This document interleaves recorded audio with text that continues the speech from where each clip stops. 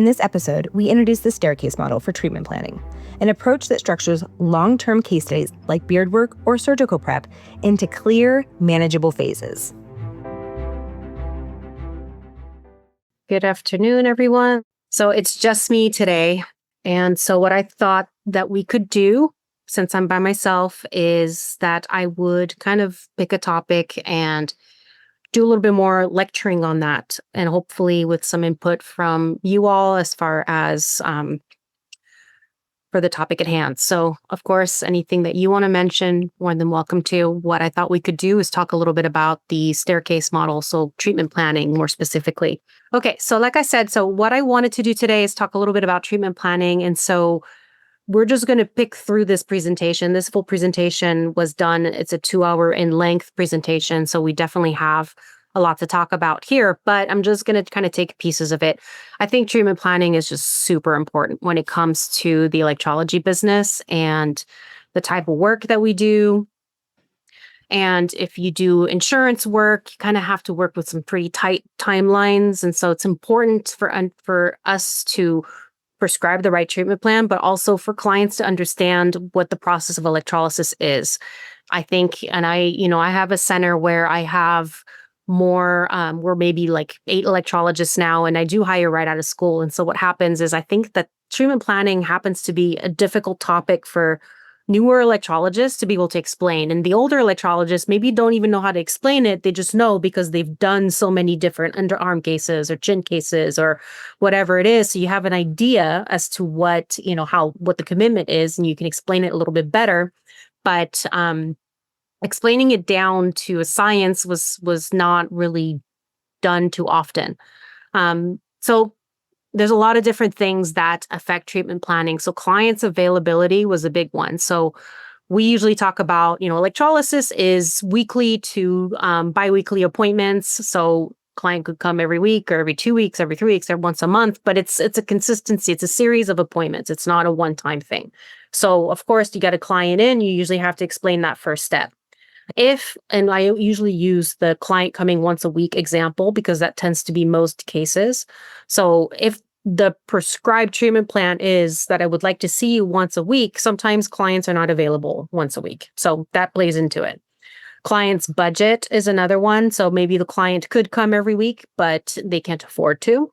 And so that can change how the appointments get done. I had a client, case in point here, who wouldn't, if I needed, let's say, an extra 30 minutes and we had booked an hour, and I would tell her I need an extra 30 minutes to clear the area that I'm working on, she never wanted to do that because my hour rate, and most people tend to price the same way, my hour rate tended to be, or like 2 hours is more cost effective than doing an hour and a half, if that makes any sense, because the half-hour rate is not half of your hour. And so for her, the math was, if I pay for an hour, and let's say I'm going to use the $110 rate, right? So I charge $110 an hour. My half-hour rate is not $55. It's something more like maybe $75. And so in her head, she never wanted to do an hour and a half. She would rather book an hour because it was more expensive in the long run for her to do hour and a halves versus doing just a 1 hour or just a 2 hour if need be. But again, we didn't need 2 hours. That was too much time. So we kind of, it extended the treatment plan because then this was for full arms and paradoxical hypertrichosis on the upper arms, especially from laser, and then lots of waxing after that. So she had, a fairly large area to do. And she would leave the appointment and I always had, like, let's say the back of this upper arm that I just couldn't get to, or it was, around the elbows I couldn't clear, but I did the stuff in the front that you could see the most. So it's really frustrating for me. My approach when it comes to how I do electrolysis is that I want the client to be able to come in for an appointment, and that appointment to be the correct length for me to clear the area, if at all possible. So sometimes that's not really feasible, and we'll see some examples of that later. But if you're coming in for your chin and it takes me 2 hours to clear it, then that's kind of what I want to book. I don't like doing just an hour, we do half your face, and then 2 weeks later you come back and I do the other half. And we're kind of always like, it's like chasing your own tail because you never really get a clearance done. So I want an appointment where the client comes in, I have enough time to clear the whole area that I'm supposed to be treating, and then we just deal with the regrowth every appointment from then on. So availability, budget, tolerance is another reason why clients wouldn't be able to do that. So I want to do 2 hours on your face. You can't handle more than one. So again, that puts us in that cycle where we're kind of chasing our own tails, which I'm not really a fan of. It doesn't mean that clients won't get results, but it does mean that it will stretch out the treatment plan as a whole. So during consultation, when we talk about what my expectations are as far as them being my client, so how often I want them to come in and how the appointment length should be booked, and usually that's dedicated more by me than by clients, and also when they come back is more dedicated by me than by clients. As long as, everything kind of falls into that, that's the happy place for me. Density of hair growth. So we talked about, sure, I'd like to do 2 hours and clear everything, but what if it's a full beard? Then I know that realistically the density of the area means that it's not feasible for me to do it all at once. And so that is a factor that stretches out the treatment plan, and it's something that the client has to understand. So we talk about the treatment plan, what it should look like, and we talk about things that are going to make it stretch out longer so that they understand their role as the client. If you start skipping appointments, if you don't book enough time for enough of enough treatment length of what I need in order to clear the area, if I'm not able to get to everything because the density is high and there's so much hair that it takes me a while to get to that point, all of these things stretch out. I had somebody who it was an availability issue. So she was I guess you could call them snowbirds, but we're in California. So she was just Hawaii to California. So it wasn't really a snowbird situation, but it could be. So if you're in somewhere where you have clients that kind of live half the year somewhere else and then come and in the summertime or whenever they're coming to you for electrolysis, I've had cases like the students that are away to college. I see them twice a year, summertime and Christmas time. So those types of situations, I've done many where it took a long time. So we're talking about, let's say, years to get underarms or bikini lines done, but it's doable. And as long as we understand each other in, how long this will take and why the process will take as long as it does, then, the electrolysis pretty much always works.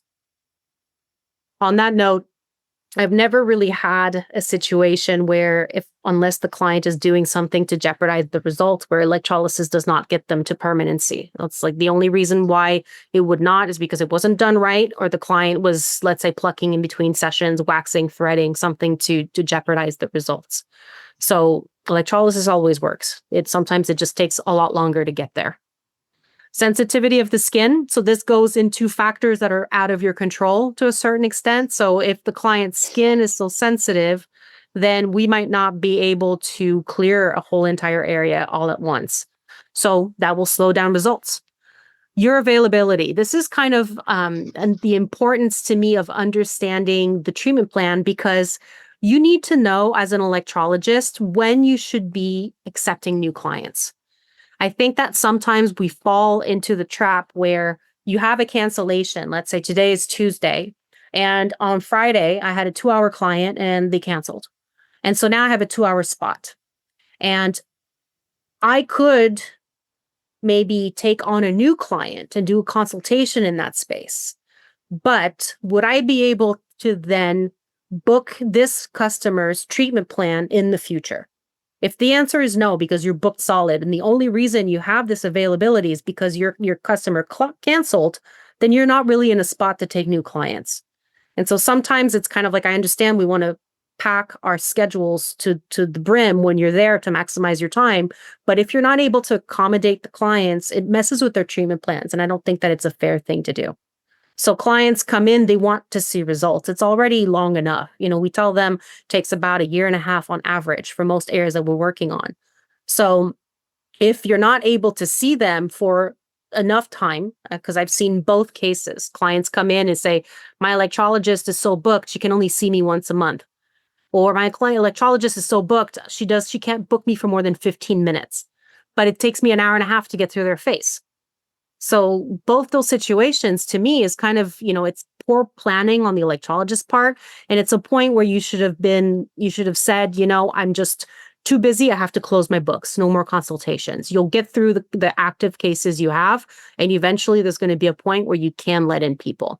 But you have to be able to treat the people that you have to the best of your ability. Then there's different factors such as the type of hair, so vellus versus terminal versus accelerated vellus. So all of those types of hairs, this just that some are easier to kill than others, right? So the more terminal, the more hormonal the hair, the more difficult it is. Vellus hair is usually a one and done. So that type of thing will depend on or will change the client's treatment plan, usually with respect to how long or how many times we might have to retreat a certain hair. Today's episode of Electrolysis Unplugged was brought to you by Instantronics, the trusted name in high-quality, reliable epilators built for precision and durability. For decades, Instantronic has supported electrologists with machines designed to meet the unique needs of permanent hair removal professionals. Learn more and explore their full line of epilators at instantronics.com. Hormonal influences on the hairs. So if a client has PCOS, high testosterone for any reason, or anything like that, that actively grows or nourishes the hairs and makes them stronger, then again, you're stuck with, fighting against the body's will to put hairs there as I'm trying to kill them. And so usually with those clients, I tell them that, once I've treated a hair, and I've killed the entire follicle, that hair is dead, but your body will have the ability to make new hairs. So we'll usually kind of chasing maintenance, and maintenance stage, we'll talk about that, tends to be stretched out in those cases. And then client habits. Client habits will be if they are constantly canceling on you, if they are plucking in between sessions or threading, or I couldn't make it, so I just, I went and got waxed instead. So those sorts of things can throw a big wrench in the treatment plan. One thing that I've noticed is I feel like electrologists are not clear, strict, or serious enough when you're explaining how bad it is for a client to tweeze a hair or to wax or thread areas that they're actively getting electrolysis on. I will tend to mime with them with my trash can that they might as well take the money they're paying me, and I open my trash can and I throw imaginary money right into the trash can, because that's essentially what's happening. There is nothing worse than a client tweezing hairs that you are then trying to do with electrolysis.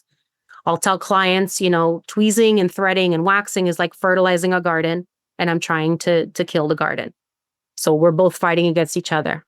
I think it was Kelly, or I don't remember who it was, but there was somebody that had a funny little quote, and they would say, only tweeze the hairs you want to keep. So if you want to be at this forever, and you will be, then keep tweezing. But it's also a waste of your time. So for me, as a professional, I'm usually even more involved in people's progress than they are. I'm more excited than they are when I see the progress and how, good the area looks and how the skin lightened up and how the pores are smaller. All of that, that I tend to be even more excited than they are. Clients will see the beginning and they'll see maybe at the end. And then that when they're at the end, they forget the beginning. So they don't remember how bad it was. So there's nothing worse than that. And if I have a client that actively impedes what I'm doing, I would rather they just go back to tweezing and just leave it be and leave that space for somebody who's serious. So when we're going through treatment planning, this is what the staircase model looks like. So what it was and how it started really is that I would just, when I had paper intake forms, I would just flip the paper over and I would draw on the paper just little stair steps. And that's how I would explain it to clients. And so what we have in here, I don't know if that's the laser pointer. What we have in here is density of hair growth. And so at the top, this is day one, appointment one. So just the consultation when they're coming in and they have the most amount of density. And the clearing stage, how I explain it, it's the stage of the treatment plan where I am treating every hair that exists on that area for the very first time. And this is both visible hair and hairs that have yet to grow out. So sometimes we use cycles of hair growth kind of interchangeably, talking about the hair growth cycle, meaning anagen to catagen to telogen, and then also talking about the life cycle of hairs, as in like hairs that are visible today, and then other hairs that are not quite visible yet as different cycles. So I don't know if there's a better way to differentiate between the two cases when you're using the word cycle, but those mean two different things. One is a life cycle of a hair, meaning this hair is born, it ages, it gets old, and it dies. And the other one talks about how the hairs are not growing out all at the same time. So during clearing, I'm addressing the fact that not every hair grows out at the same time. And I'll tend to use this analogy with them because I think that it sticks well, but I'll tell them, hairs grow they're asynchronous. So not every hair that exists is growing out at the same time. So if we're talking about the face, for example, I say not every hair that I'm seeing today is not every hair that exists. If that were the case, if we grew all of our hair out at the same time and then shed everything out at the same time, then we would grow long hair and then we would all be bald. So the fact that that's not how it works, it kind of shows how hairs cycle in that way. So we see just a certain percentage of the hair that actually exists on an area. And then during clearing, which is a 3-month period of time, what I'm doing is I'm trying to zap each hair that exists on that area at least one time, just one time. That's clearing. So I'm trying to zap every hair that exists on your face, on your chin, let's say for the first time. And there's one little graphic that I like, which is this one right here. And so I like this. This is the hair growth cycle. This is actually a hair growth cycle graphic. And the reason that I like this one, and I wonder if we had edited it. I tried to put it together. I think it might be in a handout that I made. And so what I did is I put all of these little squares of skin and I kind of squished them together so that it looks like one piece of skin with no spaces. And so that way it looks more like an inch of skin. So if I take my arm and I have an inch of skin, then I tell them this is like 1 inch of skin on your face, for example. And then I will tell them that today I can treat all of the hairs that are visible. So I can treat this hair and I'll point to it. I can treat this hair. I can treat this hair. I can treat this hair, this one. I cannot treat this one because it's not out of the skin yet. I definitely can't treat this one because this is below this other one, this little club hair here. So forget that. This one's just starting to materialize and this one hasn't even been thought about yet. So what we're doing today is we're treating what I can see, which is this one, this one, this one, this one. Next week, when you come in, I'll see the hairs that were in this stage. 2 weeks from now, I'll see these hairs. 3 weeks from now, I see these. 4 weeks from now, I'll see these. And so it gives them an idea. And then I don't hear the whole, you worked on me last week, they're already back, because it's clear. So if you have to think sometimes about what questions are your customers asking, because it usually leads to some sort of lack maybe in the explanation before. Sometimes some people, they just forget. I get that. But if you're constantly hearing the same questions asked over and over and over again, you're not explaining it well enough. So try to always explain these things in ways that that is simple, right? So I don't tend to use a lot of terminology because it tends to go over people's heads. They don't really need to know even the like anagen, catagen, telogen. It might even be on my graph. I probably don't read it out. I'll just say this is a hair that is alive. This is a hair that as it ages, and this is a dead hair that's about to shed. These are ways to explain things that people can understand. So when we're talking about what's going on during the clearing, this is what I'm explaining. I want them to understand that not every hair is going to be out at the same time. Remember, if that were the case, we would have long, beautiful hair, and then we would all be bald all at the same time. So that's not realistic. And they have to understand that the hairs that are coming in that we're treating today have to be visible. And then the ones that are not visible are going to be seen on follow-up appointments. If an area is hormonal, then the growth is more accelerated. things grow faster when it's under hormonal influences. So you'll notice that on bikini lines, on beards, on underarms. Growth is slower in areas that are not hormonally driven. So you might be able to space out appointments. It might take longer to go through this clearing because it just takes longer for the hairs to actually pop out. So that's just referring to the clearing. This is what I'm doing. So during the clearing, 2 to 3 months, I'm just treating the hairs that exist for the first time. That's it. You can kind of assume, and I'm being very black and white, you can kind of assume some overlap, of course, to the stages and everything like that. But for the sake of simplicity, I keep it at 3 months. This is what it is. They tend to see results a little quicker, but I would rather overestimate and they be pleasantly surprised than overpromise and they're disappointed. I don't know if you guys saw on Facebook this week, this was a customer. So this was a client that posted, different country, I don't know where, about a place that said that she has PCOS, and the salon said, we can clear you in 4 to 6 sessions. And so what does that mean? There's a lot here to unpack, right? If we're plotting this over the treatment plan, maybe, but it depends how you're handling your appointments and your frequency.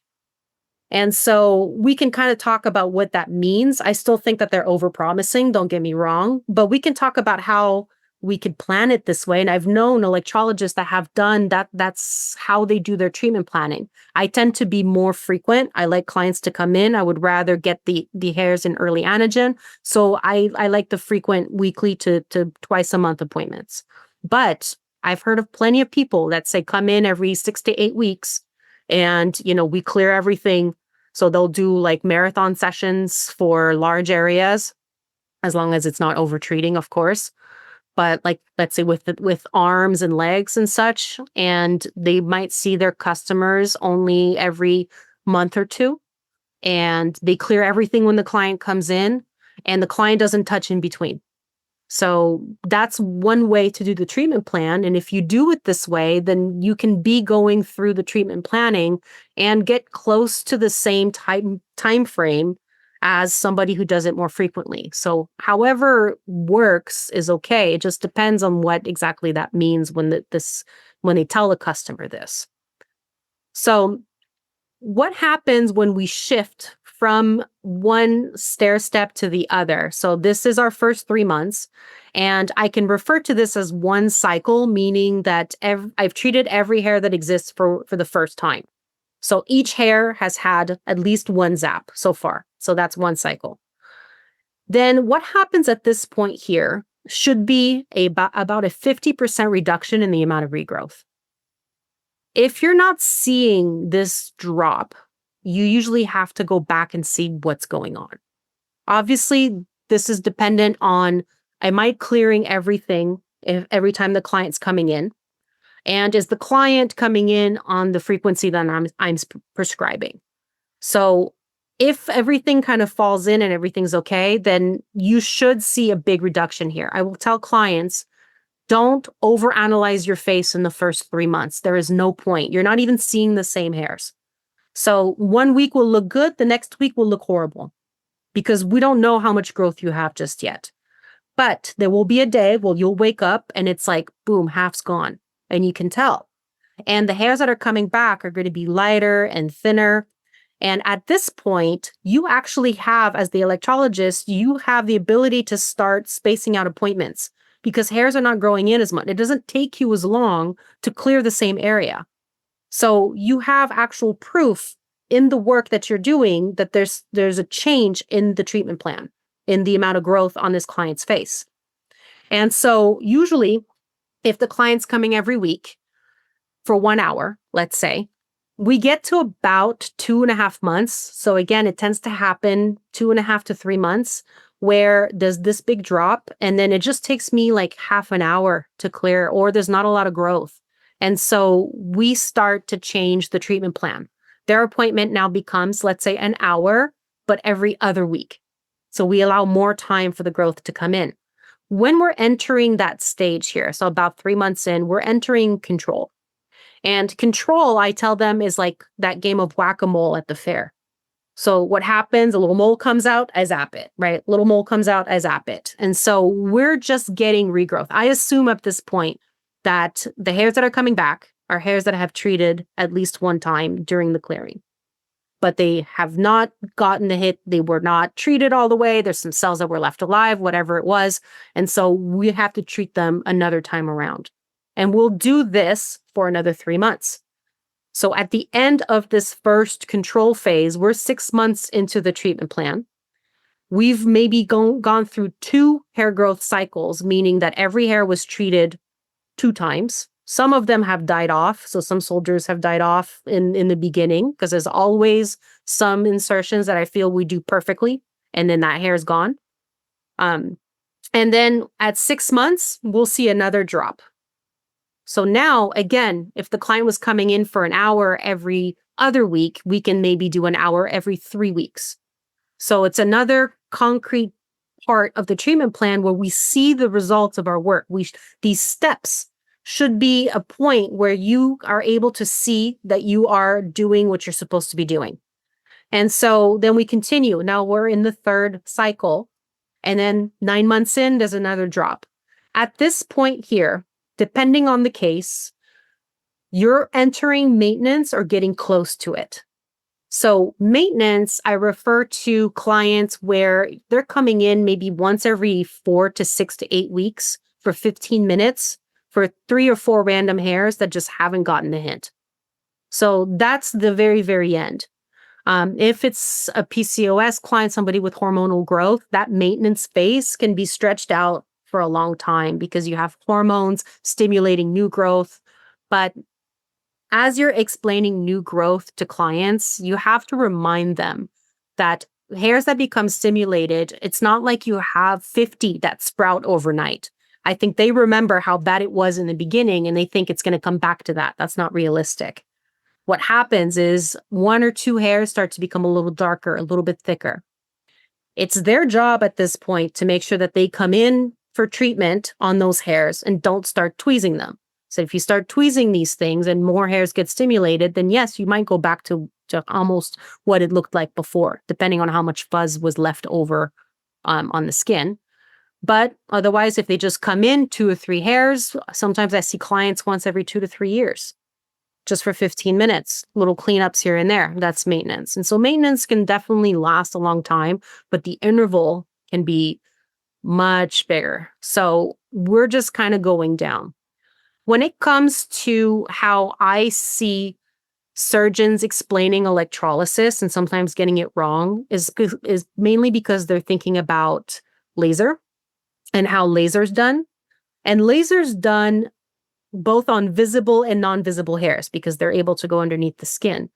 And so they're getting this clearing done kind of in one session, if that can make sense. We have to wait for the hair to grow out in order to be able to zap it. They really don't, unless a hair is not even formed yet. So if it's just a ball of cells, then they can't see it at all. But as long as the hair is formed, and even if it's under the skin, some of these can be caught. And so they think about a laser session, which is usually once every 2 months or so, as like one cycle.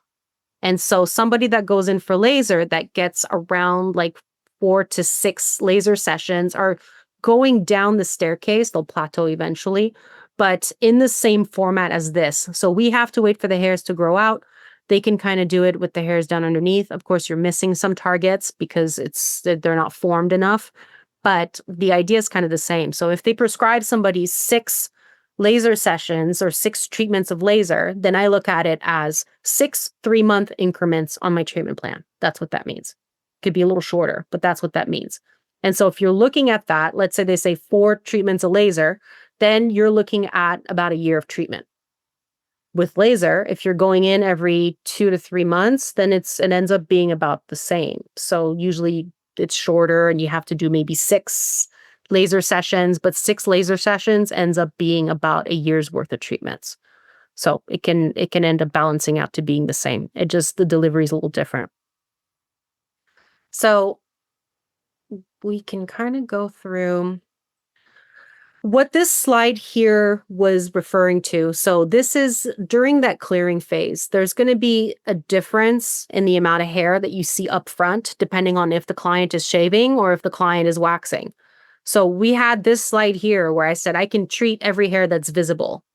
The truth is there's going to be more hairs visible the day of the session if the client is shaving or if the client's just not touching their hairs at all, because I see all stages of hair growth. I see anagen, I see catagen, and I see telogen. They're all there because none of them were pulled out.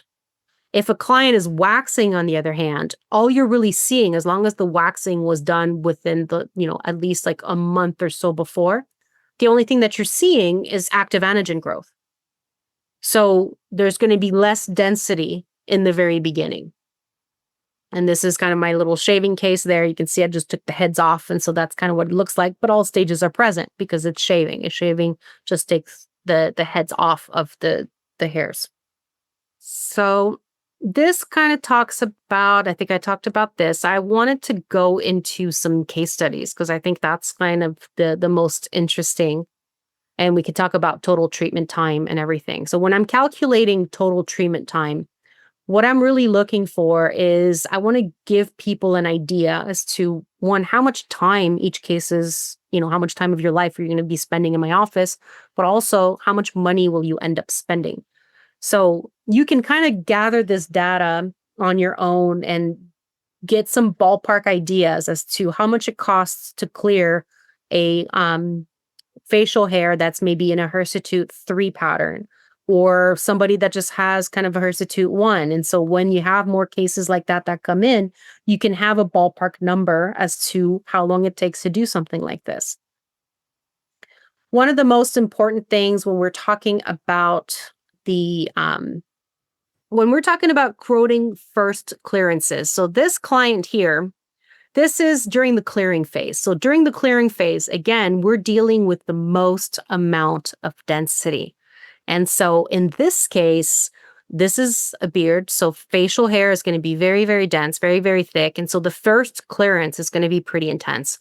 Most of the time, the clearance phase for these will, for most people, stretch longer than 3 months. Meaning, if I explain the staircase model to a client, and this, you can use this on full backs, full chests, legs, things that are large areas with lots of hair that might take you a while to get through. Something like this, I'll say, any area that we do takes about 1.5 years, even a beard, if I'm able to clear it in the beginning, in the very, like, day 0, appointment 0, so consultation day. That's not going to happen. So it stretches out our treatment plan. We've had a situation like this with a client who I was working on her face, and I had started on her neck. She wanted to do neck up. And so we started on the neck. She had a cap of 1 hour a week, so she was very consistent, but 1 hour only. So we were not moving very fast in this case. It's not this client, but it was somebody else. And so we had started last summer, maybe, on her neck. And so I had moved up, and then we were eventually moving up here. And then I got to her chin, and I eventually got to the upper lip, and then I got to the sideburns. And so it took a while, but we got to a point where I had finally cleared her whole face, and I was able to keep it clear for the most part every time she was coming in. Did not have this type of hair growth, by the way, so it was not this intense. But what happened is, like, her neck was done, but I was still working on her cheeks because we had just started there. And so then she goes, this might have been in February or something, and she goes, "Do you think we'll be done by summer?" And I said, "Unfortunately not, And this is what happens. It's like, you have to understand that, like, I tell them my timer or my stopwatch doesn't start on an area. That 1.5 year counter that I give you doesn't start on an area until I've cleared it and been able to maintain it. So if I'm working on your legs and I start on your ankles, and today is January 1st, and I don't get to your knees until June 1st, that's 6 months later, then that 1.5 years just became 2 years because the knees started 6 months later. So you have to kind of tack that on at the end. Your ankles will be done first, and we'll see less regrowth there, but your knees will lag behind. So if we're doing a face, a full beard like this, and we start on the cheeks will see clearance faster because you're maintaining that. But if you haven't started on the neck and it's been 9 months since the first cheek clearing, then you have to add 9 months to that year and a half. And so sometimes beard clearances easily become 2.5, 3 years. Of course, because we're not able to clear everything in one sitting. It's not feasible. It's not recommended anyway. So be realistic with how much time it takes to clear areas like this, because it's not so much that you're fighting the same areas for 3 years. It's because you're not getting to certain hairs until way later because you're spending your time clearing other things. So for example, this was a first clearance on this part of the cheek here. And this was 2 hours of work. So maybe an hour on this side, maybe an hour on the other side. That's a pretty small area. So it tells you how dense it is. This was cleaning up the area. So 2 hours of work now got us to clear it. I also recommend that when you're doing clearances like this, maintain areas that you've cleared so that the client can see permanency in those areas. So if I'm clearing the cheeks and the client comes in next week, I would rather clear the regrowth on the cheeks before I get into something new. So that way I'm always kind of keeping tabs on where I'm at in my staircase on certain areas. So I know that I'm getting the hairs in, prime phase. I know that this area here is kind of moving down its little staircase and it's all doing good. Sometimes if you're kind of moving around all the time, then hairs are phasing out of that anagen phase, which doesn't mean that it's not okay to treat, but it does stretch out results. So it might be best to kind of stick to an area, clear it, and then get on to new things.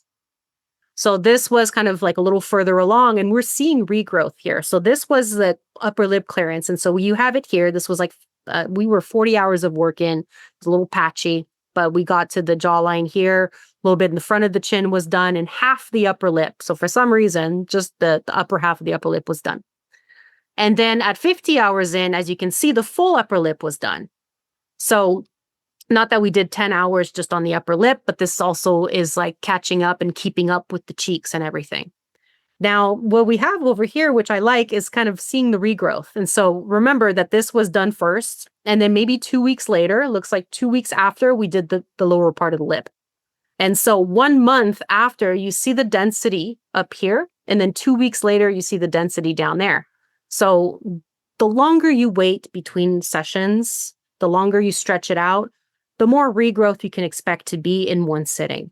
Sometimes if it's an area that's really sensitive, that's probably not ideal because unless a client, loves to get their upper lip done, that area is pretty sensitive. And so you're better off being more consistent because there's less regrowth. Electrology Education Coalition has a wide variety of home study courses. Want to keep learning on your own time? We have a growing library of home study courses covering advanced techniques, ethics, business planning, and more. Earn CEUs, stay sharp, and continue building your skills. Explore the catalog at electrologycoalition.com. So this is clearing an area that is just as dense as a beard, but what we're dealing with is vellus hair. Vellus hair is a little different structurally and actually is pretty easy and pretty quick to permanence, meaning that most of the time I feel like it's once or twice. So during the clearing, when I'm clearing most of this, the treatment plan tends to be a lot shorter. It doesn't regrow much, but the clearing can take a while because there's a lot of hairs per square inch. They're small, so people might, look at this and think there's so much more hair here. But this can be just as dense, and it takes a while to get through everything. The nice thing is that this type of hair will fight us to the death because it's very hormonal. This type of hair will not. So while it takes a long time to clear, the overall treatment plan tends to be a lot shorter. So this kind of gets into the control phase and different types of hair structures and why some things are easier to treat versus others. So we kind of talked about hormonal versus non-hormonal. It really just has to do with how thick and developed the hair follicle is, and then how much blood flow and hormones flow to the area. So a hair follicle is, if I always imagine kind of like just a little pouch, and the whole walls of that follicle are just a bunch of cells. And, I'll never be the type of electrologist that will agree with people that say that every hair they treat, they just magically hit it perfectly and none of their hairs grow back. And so for 2 years, all they're doing is new hairs. I just don't believe that. The body's great at regenerating itself. That's kind of what it does. And our target is the walls of the follicle, but it's a 3D structure. So if I have a hair and I'm inserting next to the hair, I'm inserting in a 3D structure only in a quadrant, in one area inside the follicle. And then I have to kill all the cells that are inside that same follicle. It's really easy for us to leave a couple cells, half the follicle, some cells up here intact. And when you do that, the whole hair regenerates. That's just what it does. The bigger the hair, the more cells they are, I think the more regrowth you'll tend to see. And those areas where you have just very active, very thick, very deep, very irrigated hairs is usually going to be hormonal areas. So if you've been in the field for a long time, you know that underarms, bikini lines, especially the mons, and beards are just going to be the areas where you see the most resistant type of hairs. Legs might be a large area. Peach fuzz, a lot of density to cover, but they don't fight you that hard. So most of the time, it just, there's two factors. Density is a big one, but also hormonal influence and thickness and depth and overall just size of the hair is going to be another. So this is just a close-up of the scalp, and you can see kind of what a vellus, miniaturized is what I call accelerated vellus. That's usually just a vellus hair that is starting to transform into a terminal hair. And then we have the terminal hairs next to that, much different as far as the structure goes. There's a couple little vellus hairs and everything like that.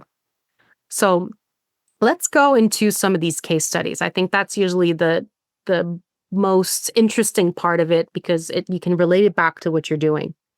So here's a client. And so 30-year-old cis female with hair on the chin.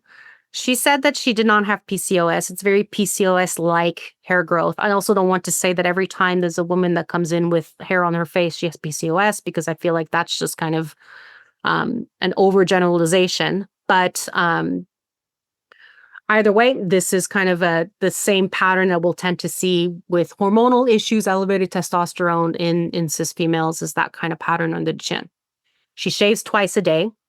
Not so much because the hair is so aggressive in its growth that she feels like she needs to, but because she was very self-conscious. And so sometimes when I find out the history behind the area, I kind of want to know what's going on. And so I know that because she shaves twice a day, because she can't even stand to think that people, are looking at it, that treatment planning is going to have to take that into account. It does change things, because if I ask her to let it grow and then I see her once every 4 weeks, that's just not going to happen. That's just not going to happen. So you have to think about that kind of stuff when you're thinking about how you're going to prescribe the treatment plan. Her sensitivity, availability, budget, and health, none of it was an issue. So pretty much that means that I can dictate when and how to come in. So upon visual examination, I decided that this was a hirsutism 3. So you could use, and I have kind of like this little chart that Steph and I are trying to put together. And so up here in this little chart here, we kind of have like a hirsutism chart that you can use when you're doing intakes. And so with something like this, you'd be able to start making sure that you're assigning the right scale to the client. And then also it helps you group similar cases together, which I think is important. So if I have a hirsutism 3 and I'm doing all of the data for this case, then I want to compare that to other cases that are like that. I have some cases that I'm going to show in a little bit that are a little bit different. So it's not going to be the same. I can't say, this client will take more time than somebody who's a hirsutism 1. And so we want to make sure that when we're putting together like case studies, that they make sense together. One person's chin is not another's. So I had booked 2.5 hours as our first session to clear through it. This is not dense enough that I had any reservations about clearing it all in one sitting. So this was something that I could do. all in one pass. And so we did. So what I did is I kind of tallied up how much she was spending. And I used here arbitrary numbers, and I used numbers that were easy to do math with. So $100 an hour just made it easy for me to kind of add up the hours. And so what we did in the beginning, 2.5 hours to clear, and then 1 hour appointments every week for the duration of 3 months. So this is our clearing. I'm trying to get every hair that exists for the first time. She shaves. The highest density is going to be the very first appointment. After that, it's going to be more like a waxing case where only active growth is coming in. So first clearing, 2.5 hours. Is every other session after that going to be 2.5 hours? No, because she's a shaving case. So after that, 1 hour every week. So we tallied it up, 12 hours, $1,200. This was 3 months in. So 3 months in, this was before the appointment. You can see some little hairs here. So this is kind of what it should be looking like. Much less than what it was. And you can see some on the cheek, some on the side of the lip there. It did go a little, she never really touched her sideburns, but there was a lot of vellus, definitely lots of vellus in that area. There was some vellus down here. So you can kind of see. What I like to do is to clear most of this stuff off, especially if I know there's a hormonal issue at play, because a lot of these things will tend to be issues later. If I were to just do the dark ones, the appointments would be pretty short. But because I want to do that, plus the fuzzies that I see that are around that I know I just don't like, I'll tend to keep the appointment length the same, just maybe do the frequency a little bit, the time, the spacing between appointments to be a little bit longer. So 3 month mark, you should see a reduction. It's not normal for you to be doing the same time frame and the same hairs and the same size hairs over and over and over again. And I hear that sometimes where I had some clients that say, I've been going to my electrologist for 3 years for one, and we do 1 hour and I go every week. And that's just not possible, so there has to be some responsibility that we take as electrologists to be able to make sure that we're doing the right job, the right work for these clients. So that was 6 months in. So I've done the clearing, I've done 3 months of control. And so now I'm 6 months in, and what we can see, because again, I worked on the fuzzies. So there's a lot less of those. Those are not going to grow back in because remember, fuzzies once or twice. But what I will see is some of my thicker hairs that are still coming in here. So it looks like a little ingrown right there, but for the most part, she's looking pretty good. Scabs from where I did fuzzies on the neck, I think the last time. So at this point, she's doing 1 hour appointment every other week. And so she's just seeing me for 6 hours in that whole time frame. And she spent $600. At 6 months in, we did every 3 weeks, only for 30 minutes. That's all we really needed to do. And so she did 2.5 hours, 5 different appointments, $300. That was 9 months in. So that was at the end of that control phase. So this is kind of what was left. So some of these hairs here. And then what happened, which was funny, is that was the last time I saw her until this appointment right here. 1 year and 3 months. So 1 year since the beginning of treatments, 3 months since last appointment. So she came in for her 9-month appointment, and then I didn't see her for 3 months. So life happened, I guess. What happens usually is they're like, good enough, and then they don't care anymore. She hadn't touched it, which was the good thing. So not ideal that she was skipping appointments, but at least she didn't tweeze or do anything to the growth that was there. So that's what was left. This was a year in. So this is kind of what I'm looking for. Sure, there's still like, I don't know, like this little tombstone here. Probably zap that a couple times, but this is what's left. This is what I'm looking for.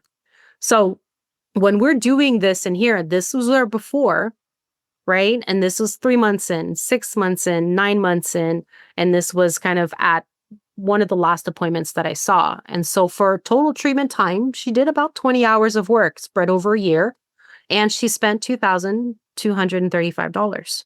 So if you have a case that's similar to that, then you can quote, and I would get a range because you never want to be like exact with money, but at least you can tell them, if you're selling packages. I used to have that in the beginning, and that was a little bit harder for me to quote. They say, how many packages would I need to clear my legs? And I'm just like, oh God, how many hours does it take to do legs? How many packages should you buy? I don't know, and buy them until you're done, I guess. So try to come up with something that works. Here's another case. So 28-year-old cis female, no known health issue, hirsutism 2. Currently shaving the area, tried laser, but unsuccessful. The hairs, in my opinion, are much too light for that anyway. We booked an hour to clear the area for the first time. I do thermolysis. If you're doing blend, this will be a different number, and that's normal. Okay. So just keep that in mind that if your technique, your modality is also going to influence your treatment plan and how long you need to book and all of that. So we did that. This is a picture here 6 months in. So during the clearing, first appointment was an hour, but then after that, because she shaves, I didn't need an hour every week. That would be overkill. So it was 30-minute appointments. At control, 3 months in, she came once every 2 weeks for the first 3 months of control. And we spent 30 minutes to clear the area. And then we went once every 3 weeks. So once she hit 6 months, we went once every 3 weeks for 15 minutes. That's all I needed. 6 months in, this is what was left. And so you can kind of see there's still some terminal growth, but it's a lot less than what she had. It had been a month since I had seen her. This was 1 year and 4 months in. So I think I had forgotten to take the photo before. I took a photo anyway. But she didn't have any more dark hairs. What I was working on is kind of like little fuzzies here, little fuzzies here that were just a little bit darker. And so maintenance, pretty much 9 months in, is kind of where we were at. She was doing 15 minutes once a month or so. And that was about that. So here's our before. And this was 6 months in, and this was a year in. So that's kind of what was left. So she spent 12 hours and 45 minutes and 1,150. So it's about half the price, half the time or so, but also different pattern of hair growth. Here's a completely different case, and now we're going the other side. So 60-year-old trans female, a history of daily shaving, not a laser candidate. Client sensitivity, availability, budget, health, not an issue. So she could come in anytime we said for however long. She was a trooper. Total clearance in one appointment, which is usually what I like to do, not feasible. Okay. There's just too much hair. And not only that, but it could damage the skin. So we definitely don't do that. We budgeted 2-hour appointments twice a week. If I can't do everything all at once, then we work through a plan. So usually it's, clear the cheeks, maintain cheeks, and then just move in through other areas, feather through this area here, feather through this here, clear neck, so you kind of go through slowly and you get to the clearing. So I did this one a little bit more like all at once, but pretty much, and I'll get to this last photo here. This was a 9-month progress photo from the side there, 9 months in. So we were definitely clearing everything and getting regrowth, but it took some time. So before to after, the same type of view, this was 132 hours and $13,200 spent at the 9-month mark. Total treatment time is what I have at the bottom there, was close to 200 hours of work and $18,000 spent. So usually when you're talking about a beard clearance like this, it's anywhere from 150 to 300 hours of work, and that's not uncommon. So time involvement, money involvement is much different there. But you can see, obviously, when you're at the 9-month mark, it takes time to get through everything, but there's no comparison. She doesn't have to shave anymore, for sure. We're maintaining this. And her appointments, I believe, at the 9-month mark, if we go back, let's go back one more. 9-month mark, 2 hours once a week, 2 to 2.5 hours, and we were clearing everything. Whereas she started with 4 hours a week, and we were probably just getting to an eighth of her face, maybe. And so we have 5 minutes. So this is kind of what I wanted to get through, but I'd love to kind of see if anybody has any questions, shares, anything. So I know this can be a lot, but do any of you kind of use something like that in your practices to do treatment planning? Is treatment planning difficult for you? Is it easy? Is any kind of feedback at all? Every time I listen to your presentation, it just sinks in more and more. And I've been doing this for a long time. So it's very helpful for everybody to understand. And that way it just helps everything flow. So you've made I get excited every time I see this. I'm like, oh, I'm going to grab 10 more %, right? And and us who have experience, so for our newbies coming in, I think it's essential. I think it's so important So, and I think it's important for the client as well. Yeah. And that way they fully understand. And the success goal is, like you said, I get more excited sometimes than they do when you start to see the results. I mean, it's what's kept me in the business. Like I like those results. So, Exactly. but I this has, had, it's funny because I'm sure you've heard this a lot, but people are like, don't you think that it's tedious? Like, isn't it tedious? And it's like, you have to love the process Mhm. when it comes to electrolysis. Like I like, of course, I love to, deliver results because I want you to, like to see the permanency and to have the clear face. But like, you have to be excited about every step of the process. Otherwise, yes, I'm sure it will be very tedious and you're not going to like this because it's not instant, right? So yeah, for sure. Anita, you just joined us. I'm sorry, we just finished, Didn't but realize. it's okay. You'll see the recording probably. We just talked a little bit about treatment planning is what we did today. Okay. So I guess unless anybody else has something else, by the way, we will be sending out our newsletter pretty soon, but I am assembling the research committee.